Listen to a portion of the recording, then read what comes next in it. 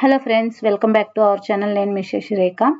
ఈరోజు మనం వచ్చేసి బ్లౌజ్ బ్యాక్ డిజైన్ అండి. సింపుల్గా మంచి ట్రెండీ లుక్గా ఉండే ఒక డిజైన్ కుట్టుకుంటున్నాం. దీనికోసం బ్లౌజ్ ఆల్రెడీ మనం లైనింగ్ కట్ చేసాం అంతే, డిజైన్ ఏం మనం డ్రా చేయలేదు. ఇప్పుడు చూడండి, ఇక్కడ ఇది షోల్డర్ మొత్తం వచ్చేసి 7 ఇంచెస్ ఉందండి. ఈ 7 ఇంచెస్లో 3 ఇంచెస్ షోల్డర్ వదిలేసి మిగిలిన 4 ఇంచెస్ నెక్కి తీసుకున్నాను. చూడండి, నెక్ లెంత్ వచ్చేసి 3 ఇంచెస్ కిందకు పెట్టుకున్నాను. అలాగే అది వదిలేసి 1 ఇంచ్ గ్యాప్తో మళ్ళీ ఇంకొక బాక్స్ డ్రా చేసుకున్నాను. కింద ఏదైతే కింద నడుముకి ఒక 4 ఇంచెస్ అనమాట, మనకి నెక్ పోంగా మిగిలింది ఒక 4 ఇంచెస్. ఈ మిడిల్లో క్లాత్ని తీసుకొని చూడండి, ఇట్లాగా డిజైన్ తీసుకున్నాను. ఇది వచ్చేసి సింపుల్ కట్ వర్క్ అండి, కట్ వర్క్ విత్ డిజైన్ అనమాట. సో చూడండి, ఇక్కడ ఒక 3 వస్తాయి కట్ వర్క్ కి అంతే. కింద వచ్చేసి మనకి ఇలా హాఫ్ కర్వ్ లాగా వస్తుంది. ఈ డిజైన్ చాలా బాగుంటుంది. సో ఇది ఇట్లా డ్రా చేసుకోవాలి. అయితే నేను ఇది మనం ఈ డ్రాయింగ్ అనేది మనం ఫీజింగ్ మీద డ్రా చేసుకోవచ్చు, లేదంటే లైనింగ్ మీద కూడా వేసుకోవచ్చు.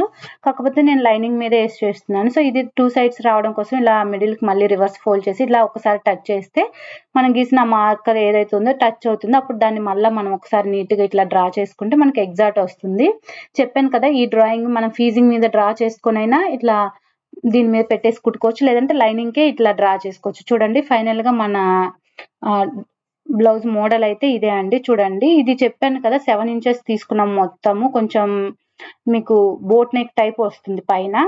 సో మిడిల్ నేను ఏంటంటే డిజైన్ కొంచెం మరీ బ్రాడ్ కాకుండా సింపుల్గా తక్కువ ఉండేలా చూసుకున్నాను అనమాట. సో ఇది మెయిన్ ఫ్యాబ్రిక్ అండి, దాని మీద ఇలా లైనింగ్ పెట్టాను. ఏదైతే మనం డ్రా చేసుకున్నాం, నేను చెప్పాను కదా ఫీజింగ్ అయినా డ్రా చేసుకోవచ్చు, లేదంటే లైనింగ్ అయినా డ్రా చేసుకోవచ్చు.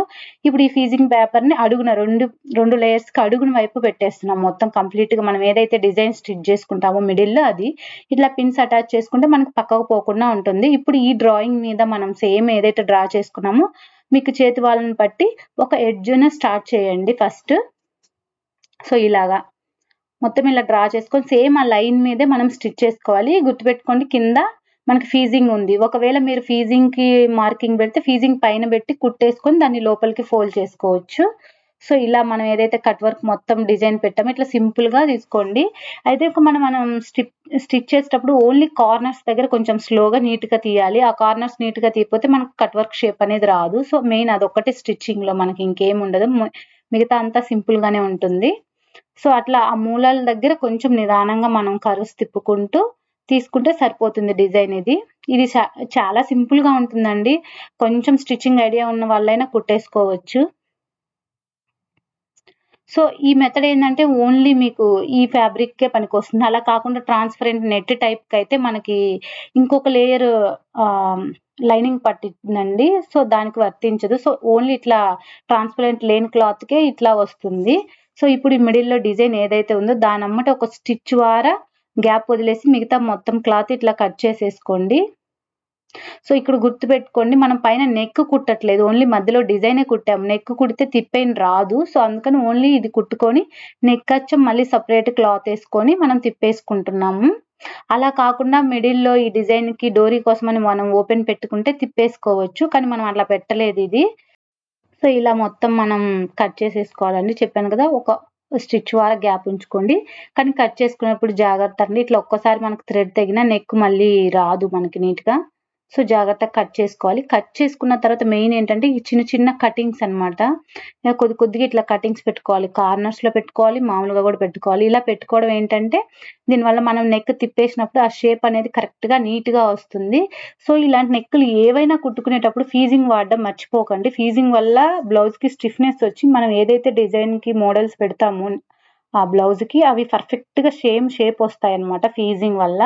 సో ఫీజింగ్ వేసుకుంటేనే మనకు లుక్ వస్తుంది. సో ఇట్లా కార్నర్స్ అన్ని కట్ చేసేసుకోండి కంప్లీట్గా. ఆ థ్రెడ్ ఏదైతే మనం స్టిచ్ చేసామో అది తెగకుండా దాని అమ్మటి ఇట్లా చిన్న చిన్న టాకాస్ లాగా కట్ చేసుకోండి.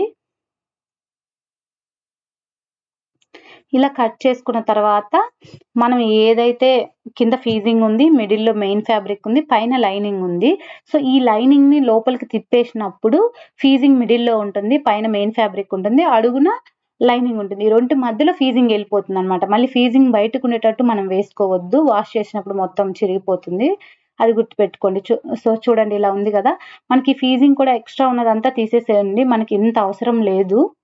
సో ఎందుకంటే మనకి ఎక్స్ట్రా ఉన్న కాయించి మనం వాష్ చేసినప్పుడు మొత్తం దగ్గరకు అయ్యి బాగోదన్నమాట. సో ఇక్కడ చెప్పాను కదా మీరు ఫీజింగ్ తిప్పేస్తే మిడిల్లోకి వెళ్తుందని. ఇప్పుడు చూడండి, ఇప్పుడు ఈ కాటన్ ఫ్యాబ్రిక్ ఏదైతే ఉందో ఇది లోపలికి వేసేస్తున్నాం మనం. ఇట్లా లోపల నుంచి బయటికి తీస్తున్నాం. అప్పుడు మెయిన్ ఫ్యాబ్రిక్ పైకి ఉంటుంది, మిడిల్లోకి ఫీజింగ్ వెళ్ళిపోతుంది. ఇప్పుడు కొంచెం కొంచెం ఫింగర్తో ఇట్లా మనం ఏదైతే కట్ వర్క్స్ పెట్టామో ఇవన్నీ నీట్గా తీసేసి మొత్తం ఒక స్టిచ్ చేసుకుంటే ఫైనల్గా మనకి లుక్ అయిపోతుంది. చూడండి, ఇట్లా సింపుల్గా తీసేసుకోవచ్చు ఇవి. సో మీకు ఎవరికైనా కట్ వర్క్ ఎలా తీయాలి రాదు బ్లౌజులకి అన్నప్పుడు మనం ఆల్రెడీ కట్ వర్క్ వీడియో కూడా ఒకటి సపరేట్ చేశాము. ఎవరైనా డౌట్ ఉంటే నేను డిస్క్రిప్షన్లో కట్ వర్క్ది లింక్ పెడతాను, మీరు అది కూడా చెక్ చేసుకోండి. ఒకవేళ మిగతా బ్లౌజ్కి కానీ హ్యాండ్స్కి కానీ ఎక్కడైనా కట్ వర్క్ ఎలా కుట్టాలి అసలు బేసిక్గా అనే దానికి. సో చూడండి, ఫైనల్ లుక్ ఇదండి మనకి బ్లౌజ్. చూడండి ఎంత బాగా వచ్చిందో నెక్. సో ఇప్పుడు ఇట్లా రెడీ అయిన బ్లౌజ్కి చుట్టూ అటాచ్ చేసిన తర్వాత ఏదైతే ఎక్స్ట్రా ఫ్యాబ్రిక్ ఉంటుందో మనకి లైనింగ్ మెయిన్ మెజర్మెంట్ కదా, సో ఎక్స్ట్రా ఉన్న మెయిన్ ఫ్యాబ్రిక్ అంతా కట్ చేసేసుకోవాలి. ఇప్పుడు ఏదైతే ఈ నెక్ మార్కింగ్ ఉంది చూడండి, దీని మీద ఒక స్టిచ్ చేసుకోండి. ఫస్ట్ అయితే స్టిచ్ చేసుకున్నాక ఆ స్టిచ్ అమ్మటి మనకి కొంచెం ఒక పాయింట్ అట్లా ప్లేస్ వదిలేసి కట్ చేసుకోండి. ఇట్లాగా కట్ చేసుకున్నాక ఏదైనా ఒక క్రాస్ పీస్ లైనింగ్ ఇట్లా తీసుకొని దాన్ని ఇట్లా పెట్టేసి చుట్టూ అటాచ్ చేసి ఒక స్టిచ్ వేసేసుకోండి. సో ఇలా వేసుకున్న తర్వాత దీనికి కూడా అక్కడక్కడ ఇట్లా కటింగ్స్ పెట్టుకోండి, ఎందుకంటే నెక్ ఈజీగా తిరుగుతుంది అనమాట. మనకు ఆ షేప్ కానీ మనం తిప్పినప్పుడు లాక్ రాకుండా నీట్గా ఉంటుంది, అంతే. దానికోసం మాత్రమే. ఇది మటుకు మర్చిపోవద్దండి, ఇది ఒక మెయిన్ టిప్ అనమాట. మనం బ్లౌజులు కానీ డ్రెస్సెస్ కానీ ఎనీ ఫ్యాబ్రిక్స్ మనం స్టిచ్ చేసుకునేటప్పుడు ఆ షేపులు కానీ ఆ టర్న్స్ కానీ నీట్గా రావాలి అంటే ఇలా కటింగ్స్ పెట్టుకోవాలి.